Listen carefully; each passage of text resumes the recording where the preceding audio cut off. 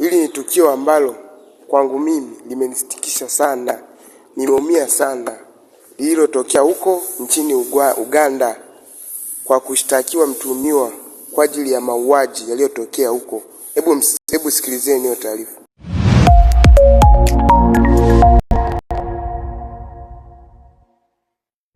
Maziko ya watoto 4 wa shule ya Gaba waliouawa na Christopher Okello Onyum wamezikwa hii leo baada ya wazazi, ndugu, jamaa na marafiki waombea.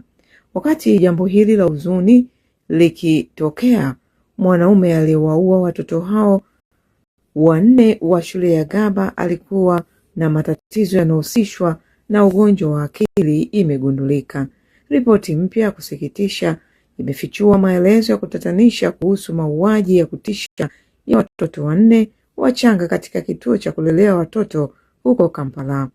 Mshukiwa Christopher Okello Onyum mwenye umri wa miaka 39 anasemekana kuwa na historia ndefu ya ghasia, ukosefu wa utulivu na matatizo ya afya ya akili yanayodaiwa kuhusishwa na matatizo ya ugonjwa wa selimundu, yaani sickle cell.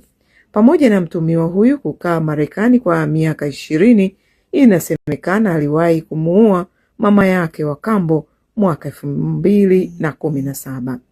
Bado anashikiliwa na jeshi la polisi la Uganda na upelelezi ukiendelea. Watoto wote 4 wapumzike kwa amani. Belinda Simtandi, Sat Media.